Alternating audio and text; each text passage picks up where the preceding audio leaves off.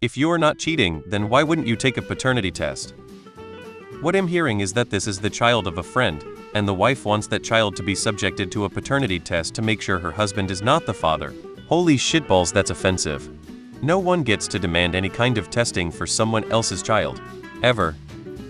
If you have nothing to hide, you have nothing to fear is a fallacy that assumes you have a right to everything about someone's personal space information, and this is simply not the case. The lack of trust from my wife would be relationship breaking for me. Just as if I demanded to follow my wife everywhere and check all her phone messages would be breaking for her. If you are not doing anything wrong, then what's the problem? Isn't reason enough?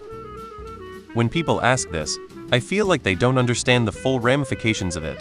I had a very difficult and traumatic pregnancy.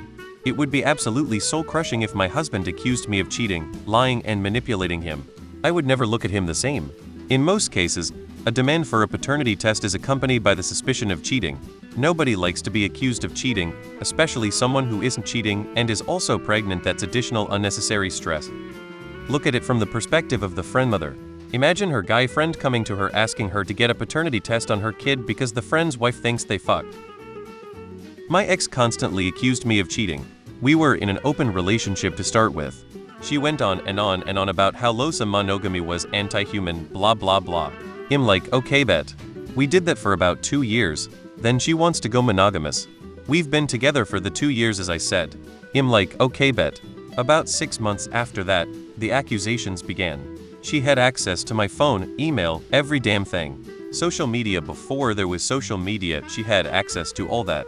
Lunatic ends up accusing me of sleeping with a coworker. I worked a LOT, like 84 hours a week, a lot. No days off in the week, a lot.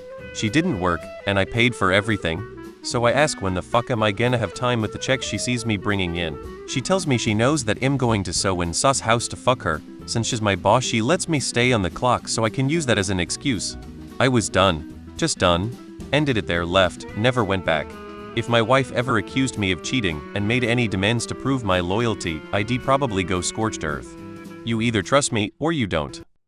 If you ask someone for a paternity test while in a relationship with them, it's a great big, ocean-sized screaming red flag that whatever trust was in the relationship is now long gone.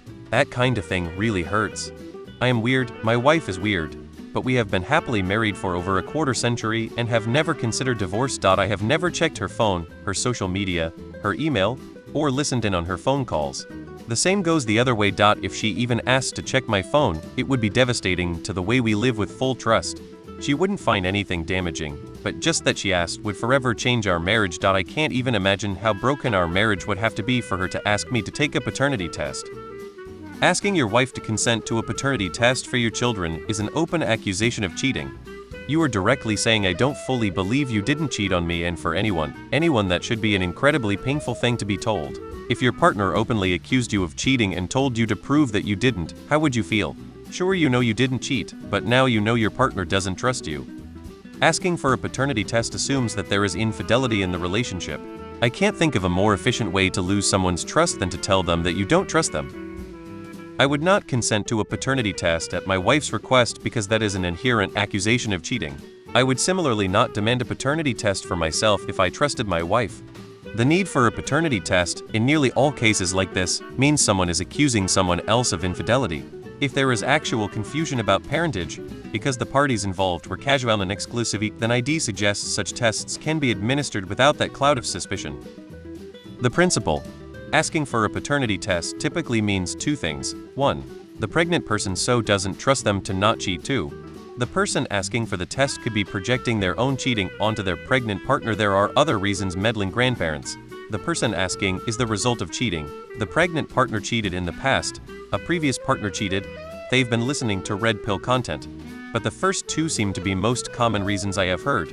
Wanting your to take a paternity test for someone else's baby is a new one, though. It's not the paternity test that's bad. It's how or why you ask for it. I am a mom. If a young lady came up and said my son was the father of her soon-to-be child, I would ask my son if it's possible.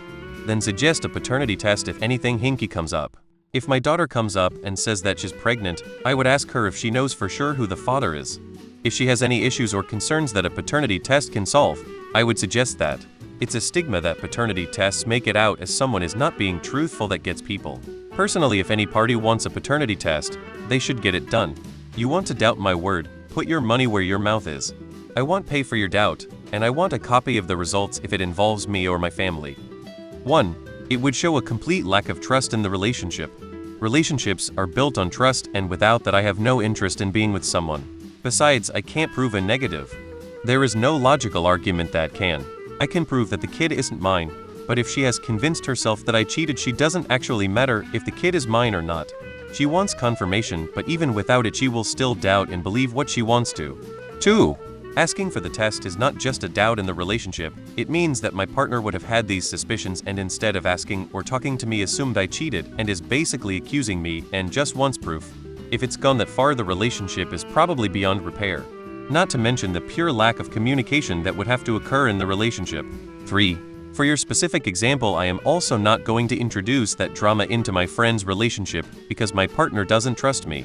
Not only would she be accusing me of cheating, but would also be accusing my friend's partner of cheating and introducing that into their household because she has decided I had cheated despite it being false. Not a chance in hell. I value my relationship with my friends more than that. And there is also that story where the woman suspected it. The man refused the test, and then it was proven that he had like 5 kids with the other woman. Maybe you need to sit down and talk about it. When it comes back and proves that it's not mine, then what? I'm not willing to walk on eggshells all my life waiting for you to accuse me again. What are we going to change to establish mutual trust and respect and communication in this relationship? Because right now, we are lacking that, and no marriage can survive without those pillars holding it up strong. What's your plan here? Let's talk it all the way through so this is the last time we find ourselves here. And then do the work. Maybe that involves couples therapy. Maybe it means giving random mutual phone checks and full access. Maybe it's taking time together or even taking a break. Figure out what both of you need and either fix it or end it. Guess by your logic. Every father should instantly ask for a paternity test from the mother every time they have a baby, because if she isn't cheating, then why wouldn't she take a paternity test? This, of course, would be lighting the blue touch paper with nowhere to run. So, using your first example specifically, 1. First and foremost, I do not trust the DNA industry and have zero intention of handing my DNA over to a private corporation under any circumstances. I will give up my DNA for testing in precisely one scenario, and that is when the cops come knocking with a warrant.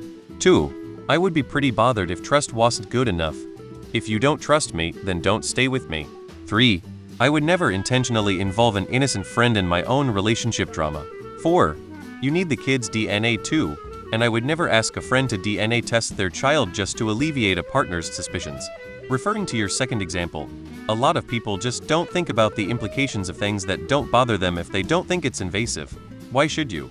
They simply haven't put much thought into the implications of giving up your DNA to a private company and/or bothering a friend for their child's DNA. I did take it without flinching, but I know in weird hell they could do a test on my heritage. I did get myself tested and I did be in the clear. Not much effort, is it? I don't think anyone has to unconditionally trust me to be in a happy relationship, and I find this requirement to be weird. As I said, I'm weird because apparently it is the majority opinion that this is a requirement.